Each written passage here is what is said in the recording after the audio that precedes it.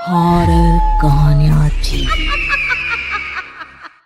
अगली मौत किसकी?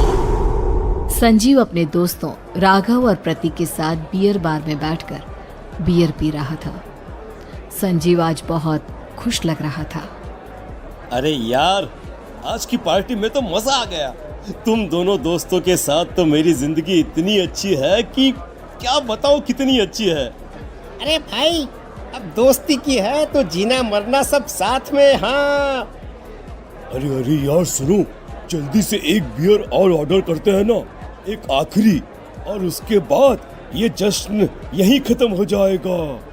अरे हाँ, क्यों नहीं। वेटर, जल्दी से 2 बियर की बोतल लेकर आओ। आज मेरे दोस्तों को जश्न मनाना है, क्यों? इतने में वहां पर एक बहुत सुंदर लड़की छोटे छोटे कपड़े पहनकर हाथ में बियर की बोतल लेकर उसके पास आती है। ये लीजिए, आपने बियर ऑर्डर की थी ना, मैं लेकर आ गई। क्या बात है यार, इस बार की वेटर तो बड़ी सुंदर है। अब बियर लेकर आई हो तो अपने हाथों से ही पिला दो ना। हाँ, क्यों नहीं, जैसा आप बोलोगे मैं वैसा ही करूँगी। क्या बात है यार, अब तो लगता है रोज यहीं आना पड़ेगा। उसके बाद वो लड़की उन तीनों को बियर सर्व कर देती है। पार्टी करने के बाद वो तीनों अपने अपने घर जाते हैं। प्रतीक, संजीव और राघव को उनके घर छोड़कर जैसे ही अकेला अपनी कार में आकर बैठता है तो अचानक उसे एहसास होता है जैसे उसकी कार की पीछे वाली सीट पर कोई बैठा हुआ है। वो तुरंत पीछे मुड़कर देखता है। तुम यहाँ क्या कर रही हो? और तुम मेरी कार में कब आई? अरे तुम तो बार में वेटर थी ना। बस ऐसे ही मेरा दिल कर रहा था आपके साथ आपके घर चलने का, इसलिए मैं आपके साथ चली आई। अरे लेकिन तुम मेरी कार में आई कब? अभी कुछ देर पहले तो यहाँ पर मेरे दोस्त बैठे हुए थे। प्रतीक के इतना बोलते ही उस लड़के का चेहरा खतरनाक तरीके से बदल जाता है। उसकी आंखें पत्थर की तरह सफेद और पूरे शरीर पर नीली नीली नसें उभर आती है। गाड़ी चलाओ, पूरी स्पीड में चलाओ, और अगर तुमने गाड़ी रोकने की कोशिश भी की तो मुझसे बुरा कोई नहीं होगा। डर की वजह से प्रतीक के पसीने छूटने लगते हैं। उसका शरीर बुरी तरह से कांप रहा था। प्रतीक बिना कुछ सोचे समझे कार को फुल स्पीड से चलाना शुरू करता है। चलते चलते वो शहर से दूर एक पहाड़ी पर पहुंच जाता है और सामने अब सिर्फ पहाड़ी का किनारा दिख रहा है, जिसे देख प्रतीक घबराकर अचानक से कार को ब्रेक लगाता है। देखो, मुझे छोड़ दो मुझे। अगर मैंने गाड़ी जरा सी भी आगे बढ़ाई तो हम दोनों नीचे गिरकर मर जाएंगे। ये तो तुम्हें पहले सोचना चाहिए था ना। अब कुछ नहीं हो सकता।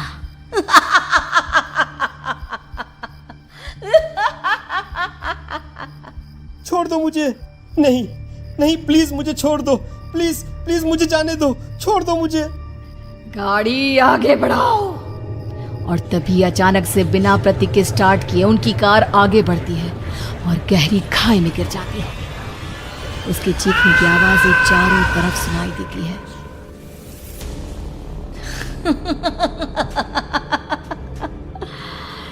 तुझे मारकर मेरे कलेजे में जल रही आग को थोड़ी शांति तो मिल गई, लेकिन अभी ये कहानी खत्म नहीं हुई।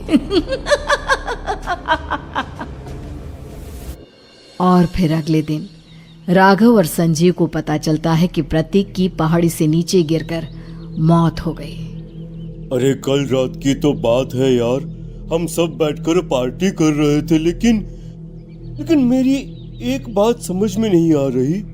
राघव शहर से इतना बाहर उस पहाड़ी पर इतनी रात को क्या करने गया था? अरे यार, वही सोचकर तो मैं भी परेशान हूँ। हम दोनों को छोड़ने के बाद तो वो सीधा अपने घर जाने वाला था, और वो आत्महत्या क्यों करेगा भाई?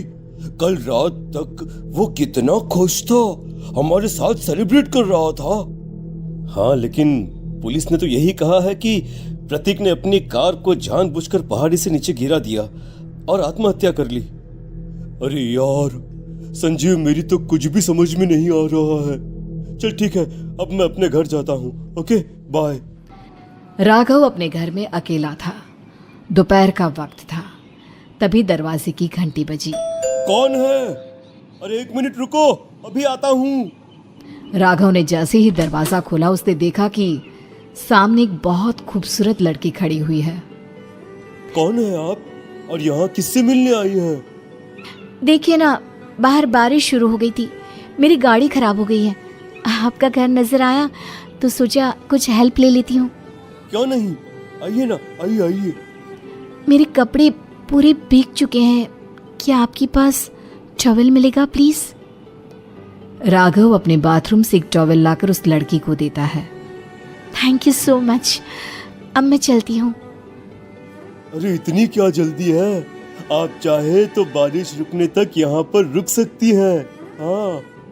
लड़की ने पलटकर राघव की तरफ देखा। नहीं, मुझे जाना होगा, मेरा काम बाकी है। और वो वहां से चली गई। उस लड़की के जाने के बाद राघव अपने बाथरूम में नहाने के लिए गया और जैसे ही उसने बाथरूम में देखा तो उसका टॉवल वहीं पर लटका हुआ था। उसने टॉवल हाथ में लिया तो देखा कि उसका पूरा टॉवल खून के धब्बों से सना हुआ है। अरे अरे ये क्या? ये टॉवल तो मैंने उस लड़की को दे दिया था। ये वापस मेरे बाथरूम में कैसे आ गया? और इस पर ये खून के धब्बे कहां से आ गए? राघव ने आईने में देखा तो उसकी गर्दन पर एक बड़ा सा चाकू का कट लगा हुआ था जिससे खून बह रहा था, जिसे देख राघव के होश उड़ गए। हाँ, अरे ये क्या? मेरी गर्दन इतनी ज्यादा कटी हुई है और मुझे दर्द भी नहीं हो रहा है। ये क्या हो रहा है मेरे साथ? राघव घबराकर बाथरूम से बाहर आया और अपना मोबाइल उठाकर उसने संजीव को फोन लगाया। संजीव जल्दी से मेरे पास आ जाओ। मुझे लगता है कुछ बहुत बड़ी गड़बड़ है, जल्दी आ जाओ। उधर से आवाज आई, लेकिन वो आवाज संजीव की नहीं बल्कि एक लड़की की थी।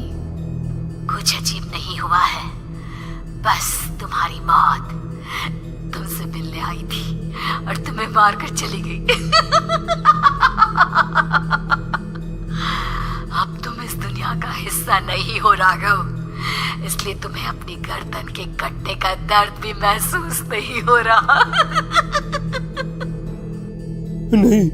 नहीं, ऐसा नहीं हो सकता, ऐसा नहीं हो सकता। कौन हो तुम? तुम्हारी मौत। अब संजीव के पास खबर पहुंचती है कि राघव ने अपने ही घर में चाकू से गर्दन काटकर आत्महत्या कर ली। ये सुनने के बाद संजीव के होश उड़ गए। वो पसीने से तरबतर हो गया और एक अनजाना डर अब उसके दिल को सताने लगा। संजीव के साथ ही उसका एक छोटा भाई राजीव भी रहा करता था। अपने भाई को इस तरह परेशान देखकर राजीव उसके पास आया। अरे भैया, क्या हुआ भैया? आप इतने घबराए हुए क्यों लग रहे हैं? प्रतीक और राघव की मौत, मेरा मतलब मेरी कुछ समझ में नहीं आ रहा भाई। अचानक से मेरे दोनों दोस्तों ने आत्महत्या क्यों कर ली?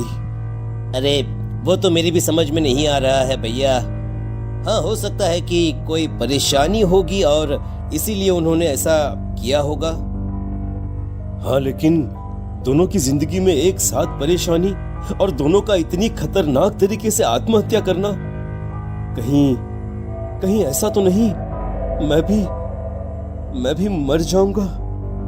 अरे आप ऐसी बातें क्यों कर रहे हैं भैया? वैसे ही मैं इतना परेशान हूँ। जब से अंजलि ने मेरा साथ छोड़ा है तब से सब कुछ बहुत अजीब सा हो गया है।